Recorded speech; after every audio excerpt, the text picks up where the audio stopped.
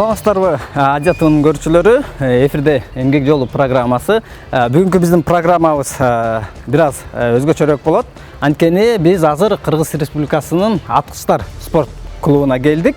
Бул жакка деген өзүңүздөр көргөн буга чейинки чыгарылышта Бишкек шаарындагы мектептердин окуучуларын аскерге чейин даярдык боюнча курал-жаракты кантип колдонот толугу менен мына ушул жактан мындай практикадан өтөт. Деги эле бул клуб качан ачылган, иши качан башталган, учурда кандай иш менен алек болуп атат, ошол боюнча кеп кылмакчыбыз.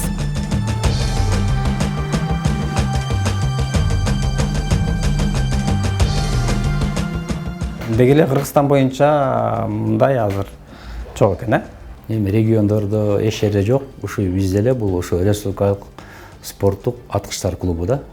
Бу жерде көбүнчө эми биз баягы басымды окуучуларга коебуз да. Именно ошо 10-11 класстын окуучулары Бишкек шаары боюнча. Бишкек шаарында 120 мектеп бар. Алар эми баягы мектептерде теория өтүшөт, анан практиканы келип бияктан келип закреплять этишет да. Сөзсүз түрдө бу жерден жанагы тоз 8, тоз 12 минуттар бар, ошо менен келип атып практика жүзүндө тапшырып кетишет. Буга чейин программанын жүрүшүндө дагы сөз кылабыз сиздин эмгек жолуңуз боюнча. Эмне себептен ошого кызыгып, ушундай ачып, ушул жака иш баштап калдыңыз? Себеп не болду ошого? 2024-жылы сентябрда келдим да.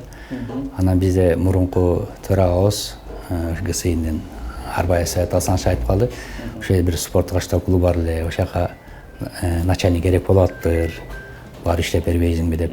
Анан ошо биздин Дасав мурунку азыркы Осто ошонун төрагасы Кошонов Анарбек Айтышевич генерал-майор ал ишке кирип маек кылдык, беседа кылдык, ошо менен анан бюрого салып, анан дайындашты, иштеп бер деп. Келип карасам, аябай эле бир запущен экен, иштеп баштады ошондон бери эле. Бул ремонтту азыр деле толук кандуу болуп бүттүбү же дагы муктаждыктар барбы? Толук кандуу болуп бүтө элек али. Анан бу жерден аябай эле көп иш жазадык, иш-чаралар жазадык. Анан баягы сырттын дагы, ичин дагы жазып атабыз. Дагы көп жумуштар бар. Эми баягы келгендерге шарт түзүп бериш керек биринчиден. Ошо жана калса жана жатып аткан көрүктерден бери караштырыш керек да. Анан баягы освещение болуш керек. Ошо бар жок болчу, ошо бар жазадык, ошо бар карадык. Эми бул жеке эле менин эмес. Бу ошо биздин Центральный совет, Осто, Анарбек Айтышевич Кошонов өзү жардам берип, каражат бөлүп берип жазып атты. Биз берен только иш түзүп аттык, ошо баарын карап тураттык да. Биз азыр маегибиз башталган эле айрым көрүүчүлөр түшүнбөй атса керек, бул жак эмне болгон, аткычтар депчи. Же болбосо сырттан бир киши, биздин программаны көргөн киши кантип ок атканга ок атыш керек, кантип ошол куралды колдонуш керек билиш үчүн кандай шарттар бар деп кызыгыш мүмкүн да. Ошон үчүн эгер мүмкүн болсо ичине кирип бул жакта кандай куралдар каякта сакталат, кантип атыш керек, ошол боюнча маекта шакыналабай тура берсеңиз.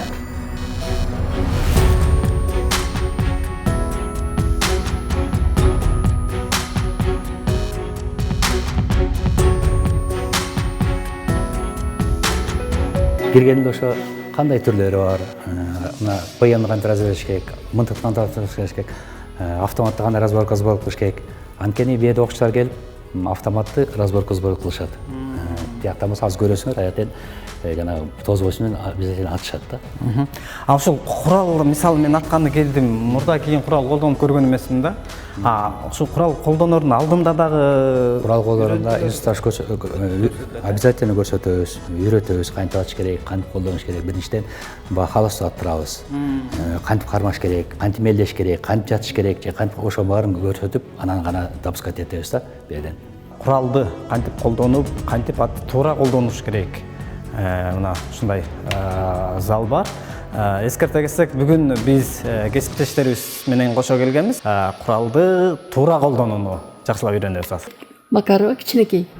Ошон үчүн атып атканда муну бияка бурбайсыңар.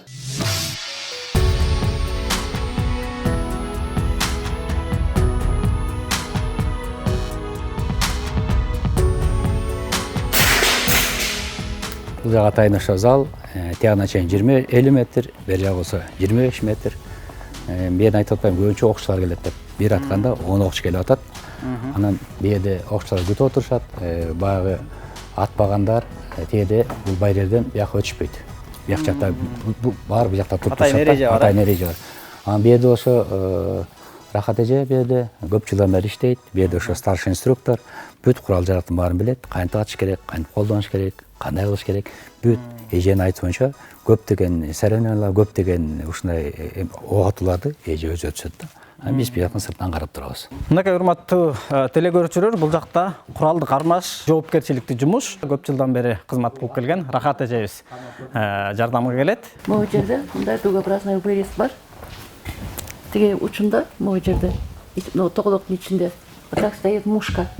Мээлегенде ошол мушканы ушунун ичине алып келесиңер. Алып келгенде мындай шыйтанба болуш керек. Бул жакта маалымат бере берсин. Мен сизге дагы бир суроом, могулдун ичи негизи талап боюнча ушундай болуш керек да. 25 метр, андан ары 50 метр талап ушундай. Бул эми азыр бир залы бар, театрда экинчи залы бар. Именно 25 метр только пистолет аткан калчу. Ошону азыр ремонттоп жасап атабыз. Эми бияде могу навестер жок болчу, навесма жасап, анткени үстүнөн суу тамып атканда, ошо сууну тамып токтоткон ковёрлерди сатып алдык, мындай жатып атканга кичине удобно болсун деп. Мага освещение баарын коюп чыктык. Эки бетте муну баннер коюп салдык. Тазараак болсун деп кичине. Анын үстүнөн самсаган бар болчу. Эмне жерде турбай дедим. Бул болсо мисалы ушул 24-жылы. Ноонда болчу да мынакей. 24-жылы ноонда болчу. Мону самсап турган үстүнөн баары. Бул жакта азыр учурда ремонт болуп атат, Биякта ремонт жүрүп жатат. Бияде ошо окуу класстарын ачайын деп атабыз. Бияның баарын ремонттоп, ичинде мусор бар болчу, баарын чыгарып салдык, тазалап, окуу жайып атат берден. Атайын келгенде ошо окуучуларды көрсөтүп, бирөө отургузуп, курал жаракты алып келип алып, бияка көрсөтсөк болот да. Мынакей 3 кабинет бар, бери класстар. Кудай берсем, ошо үстүнөн суу тамып атат, ошону чечип алсак азыр, үстүн жаап алсак, уже башкача болуп калат да. Анан бияде ошо тээде 25 метр, бияде болсо тияк 50 метр, бияде болсо 25 метр зал. Мындай бийиги 4 метр. Биздикичи. Анан мындай тирлер Кыргызстанда жок катар эле да. Именно ушундай 9-19 филиал жаппыз. Көбүнчө бияде биз окуучуларды атпайлы, баягы патриоттук сезимди ойготуп, силер айткандай курал жаракты кармап, эмне жөнүндө представление билиш керек да. Ошон үчүн бизге 10-11 класс келет, студенттер келет. Көбүнчө биз басым ошолорго жасайбыз да. Анан бизге мисалы эле коммерциялык тараптан эле акча таап эле кетиш эмес. Бизге именно ошо окуучуларды баягы курал жарак кармаганды, атканды үйрөтүш биздин ошо эмеде ойлойм да. Курал жарак сакталып жүр экен, мына баштаганда эле решеткаланган, мына сигнализацияга берилет полностью, отдел охраны Ленинский карайт берден. Дайыма анан бияка коопсуздугу каралган, бөтөн адам кирбейт эч убакта. Жүрүлө.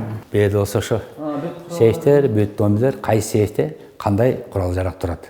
Негизи курал жарактар бүгүнкү күнү сиздерге жетиштүү элеби? Курал жарак жетиштүү бизге. 5-6 автомат берип коюп, разборка беришет да, отурушат. Мектеп окуучулары биз өткөндө күбө болгондо аябай мындай эме болуп. Мындай көздөрүндө да башкача кызык болуп. Анан эме кылгандарды уже үйрөнүп калды. Үйрөнүп калса 8-9 секундта разборка кылып коюшат. 9 класстын балдары келди. 10 секундда, 9 секундда да. Көбүнчө ошо 10-11 класс келет да. Анан лицей келип атат, колледждер келип атат, студенттер, МУКтун студенттери келип атат, физкультурдун студенттери келишип атат. Буга чейин сиздин бүгүнкү күндөгү ишиңиз боюнча толук таанышып, көрүп, колдон келишинче биз да мынтак атып көрдүк. Эми азыркы суроом ошо буга чейин сиздин аруу кызыктуу эмгек жолуңузду билгим келип атат да. Деги эле абак жайларында иштеп жүрсүз. Бул жакка оңой иш болбосо керек. Анткени эми абакка жөн киши барбайт да. Эми бул КСИН системасы мен февраль 1997 келдим. Анан Молдованкада колония бар, 31. Ошол жерден отряд башчы болуп, ошо колониянын башчысына чейин иштедим. Анан 2002-жылы Петровка барышым, ал кезде камчы отурган кез Көлбаев, аябай кыйын учур болчу. 2000 киши отурган ал кезде. Анан ошол кичине порядок кылып, 2004-кө иштеп, анан 2005 жыл мен колониянын баарын иштеп чыктым. Молдовановка, Петровка, Беловодск, Жаңы жер, СИЗО болуп ошентип иштеп жүрдүк. Башчы болуп турганда Петровкада Камчы Көлбаев менен дагы жанында бирөөсү мен бир оперемди сабап коюшкан. Анан 2004-жылы ошо сентябрь айларында СИЗОго алып кеткенбиз Камчынын өзүн дагы. Анан бир 3 айдан кийин эле кайра акталып барды, иштин баары токтоп калыптыр. Кандай бир мага белгисиз себептер менен кайры барлар ошо мени жок кылганга аракет кылышкан. Бирөөнүн дагы ошо бир пистолет менен мага кире албай, баягы контролер балдар ошолорду пистолет менен аткан да. Ошону баштан өйдөрөк ок тиип, анан баягы пистолет тапканбыз, аткан баланы тапканбыз. Анан ошо тиги камчы мага буйрук берген деп айтылган. Ошо замначальник жок кыл деп. Кийин Камчы Көлбаев сиз айткандай акталып, бул сыртта да жүрдү да. Ошондо сизге мындай бир жерден жолугуп калып, же болбосо мындай бирөөнөн айттырып, ошондой коркутуулар болгон жокпу? Өзү жеке Камчы Көлбаев тараптан. Жок, андай болгон жок. Андай болгон жок. Андай болгон жок. СИЗОго келгенде эле баары жапкан айтты, ал бесполезно, сатта уруп албайсыңар. Ал айткандан кайтпайт деп коюп туруп алды. Өзүң ишиңди так аткарсаң, алар аралашпасаң, өзүң ишиңди аткарып так аталып жүрө бересиң да. Эң башкысы мыйзамдын чегинен чыкпаш керек, Ошо сиз иштеп турган учурда аябай жанагы жогоруда айтып өткөндөн тышкары сизди бир кейиткен же болбосо мындай аябай эсиңизде калган бир окуя болсо, ушу көрүүчүлөр менен бөлүшүп кетсеңиз. 2008-жылы июнь-июль айларында баягы мыйзам чегине жатпаган эч бандай түшүнүксүз нерсени жазашты. Ким экенин дагы мен билгим да келбейт, бирок ошол өмүр бою этно жатаган адамдарды ошо жанагы бизде общий режим, усиленный режим, строгий режим, особый режим бар. Именно ошо строгий режимге апарып 50-60 кишилерди ошо колонияларга барып жөн эле кой берип койчу да, мындайча айткандачы. Анан бул мыйзамга байланыштуу бир да дүйнөнүн жүзүндө андай жок. Өмүр бою этно жатагандар ошо берки жөнөкөй сотугунун чогуу болот дегенчи. Анан ошолор бизге апарып коюшту. Буну эмне себептен кылды, мен азыркыга чейин түшүнбөйм да. Анан ошол кезде каршы чыктык, болбой эле. Анан эле 14-августта мен 2 сотруднигим каза болуп калды ошондо. Анан мен айттым, буларды бизге алып келип атасыңар. Буларга мисалы орусча айтканда эчтекени терет нече буларга. Мисалы эртең бир 4 киши, 5 киши өлтүрүп койсо деле буга эмне кылат? Өлүм жазасы жок да, кайра эле өмүр бою берет. Этно жатат ошентип. Анан 2 сотруднигибиз каза болуп калды ошол кезде. Ушунчалык кейиштүү болду. Ошондо мен первый зам болчумун, замполпер болчумун. Ошо 2 сотрудник каза болгондо бирөө начальник отряд жаш бала болчу, бирөө дежурный болчу. Ошол кезде ушунчалык жүрөгүм кейип, аябай жаман болуп жүрмүш. Ошолордун колунан, Ошолордун именно ошо өмүр бою этно жатылган Кадыр деген бирөө ошо сайып салды да. Бирөө жүрөккө сайды, бирөө моюнга сайды.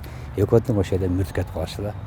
Анан баягы бүт баарын моюнума алып чуркап жүрүп, ошол жерден бир 40 кишини СИЗОго чыгардык, блокнотдон баарын. Эми ошол кезде аябай эле кыйын болду. Мен өзүм баягы морально аябай кыйналдым. Ушул балдарды мен сактап калган жокмун депчи. Ошол кезде ошондо болду. Анан кийин эле 2012-11-жылы СИЗОго келдим, бул центральный СИЗОго, начальник башчы болуп келдим. Ал кезде келсем дагы бир санаторий сыяктуу экен да. 4-5 камера ачык экен. Бир 30-40 киши жөн эле жүрүшөт экен. Өздөрүнүн ключтары бар, любой камераны ачып кирип, каалаган сабап, өздөрүн чогулуп алышып. Анан ошонун баарын жапканга туура келди. Камера баарын жаптык. Дагы эле ошо блокнотдон баарын чыгарып кеттик, положениесин кошо. Бара камераман талкалашты, катуу ызычуу болгон экинчи. Бирок болбой эле кармалып калдык. Ошо менен камерама жабык болду. Баягындай общак блокнотдор жок болуп калды. Ошентип кармадык. Жеке өмүрүңүзгө да коркутуулар болгон жокпу? Эми коркутуулар 2008-де эле, 2004-те эле болуп эле келатат. Кудайга шүгүр. Баягы өзүбүздүн кесипти аркалап келатабыз. Погон кийгенден кийин баягы орусча айткандай честь имей деп коет. Ошо погонго таткытуу болуш керек да. Анан өзүңдүн кесибиңди, өзүңдүн милдетиңди так аткарыш керек да беречи. Өзүңөр көрүп атасыңар, азыр ажообуз турат, көп нерселер жылыш болуп атат. Биздин ГСИН системасына дагы негизи эле биздин ушу күч отурумдарына аябай жакшы көңүл бөлүнүп атат, үйлөр берилип атат. Азыр курал жабдыктар кандай сонун болуп атат. Түрмөлөрдө сөзүң айткандай аябай тартип болуп калды. Баягыдай телефон көтөрүп, мен блатной дегендер жок. Мен положениесиндер жок болуп калды азыр. Ал жагы жакшы. Биздин сотрудниктерге иштегенге дагы аябай жакшы шарттар түзүлүп атат да, ыңгайлуу шарттар түзүлүп атат. Негизи түрмө деген түрмөдө болуш керек да. Анан эми баягы айтат, түрмөгө жылан баласы жатпас депчи. Бирок ошо түрмөдө отуруш керек. Ар кимичи. Эс алып турчу жай эмес. Айры санаторий эмес, айры просаторий эмес. Аяр деген сен деген мыйзам бузуп келе жатасың, сен киши өлтүрүп келе жатасың, урлук келе жатасың, сен мыйзам бузуп келе жатасың, мыйзам түбүнө жооп чегине жооп бериш керек да. Анан мен азыркы жазылып аткан реформалар, азыр жазылып аткан ушу иш-чараларга аябай көз карашым түз да. Мен аябай колдоп, жүрөгүм жылып сүйүнүп атам аябай. Коомчулукта колго калып атат. Анткени буга чейин чын эле жанагы ошол эле телефон менен ошол жакка отуруп алып, бияктагы жарандарды алдап, канча жаранды алдаган окуялар дагы болуп атат. Положениеде бар да. Телефон чалса болот. Бирок именно көзөмөл менен да, саттырдын көзөмөл менен чалыш керек да. Анан баягы эмелерди коюш керек, телефондорду глушать эткен заглушкаларды коюш керек колонияларга негизич. Эч кандай сен айткандай баягы мошенничество менен канча деген адамдар сыздатты. Ошонун баары азыр токтой эле калды деп ойлойм. Полковник деген чын оңой менен келмесе керек да. Эми ар бир жылдызда өзүнүн бир тарыхы бар да. Ар бир жылдызда тарыхы бар. Эми полковникти алыш баарын эле колунан келе бербейт го. Канча болду полковникти алганыңызга? 21-жылы алгам. Ошо 21-жылы алып эле анан кийин эле эс алууга чыгып кеттим. 20-жылдан бери, июлдан бери эс алып жүрөм. Эгерде сизге ушул мамлекет тараптан дагы сунуш түшүп, ишке десе, даярсызбы ишканга? Баягы биз полгон кирип жүргөндөн кийин любой жака айтса, биз барууга эч качан жок деп айта башыбыз керек. Эгерде бизге ошо эмесе доверить этсе, обязательно иштеп бериш керек да. Каяк болбош иштеп бериш керек да. Кыргызстандын любой точкасында дегендей да. Дайынбыз да. Рахмат, эми жеке жашооңуз боюнча бир-эки суроо менен программаны жыйынтып айтып окшойбуз. Негизи эле үй бүлөдө канча уулуңуз бар? Анан уулдарыңыз ушу сиздин жолун жолдогон уулдарыңыз барбы? Мен 4 уулум бар. Эң улуусу ошо 2011-жылдары СГОдо иштеп калды. Анан кийин бир 4-5 жыл иштегенден эле кетип калды. Анан кийинки уулум адвокат. Анан кийинки уулум студент. Анан дагы бир уулум болсо, азыр Сокулукта, РООдо тергөөчү болуп иштеп жүрөт. Демек, дээрлик баардыгы сиздин жолуңузда экен десек жаңылышпайт экенбиз да. Чоң рахмат, ушунча убактыңызды бөлүп бизге маек куруп бергениңиз үчүн ыраазычылык билдиребиз. Мындан ары ишиңиздерге ийгилик болсун, буюрса өлкөбүздө тынччылык болсун. Сиздердей офицерлерибиз турганда биз эч коркпой жашайбыз. Силерге дагы көп чыгынышка тийгиликтер каалайм. Абдан жакшы передача алып барасыңар. Силердин коллективиңерге, үй бүлөңөргө дайыма жакшылык каалайм. Кыргызстаныбыз тынч болсун, согуш болбосун. Силерге ийгилик. Рахмат силерге көңүл бөлүп келгениңерге. Солтолла. Рахмат. Урматтуу теле көрүүчүлөр, ушун менен биздин эмгек жолу программабыз аягына чыкты. Эске сала кетсек, мындан ары дагы кимдерди биздин эмгек жолу программасынан көргүңүз келет, биздин YouTube каналдын алдына комментарийга таштап коюңуздар. Кийинки эфирден жолукканча сак саламатта туруңуздар.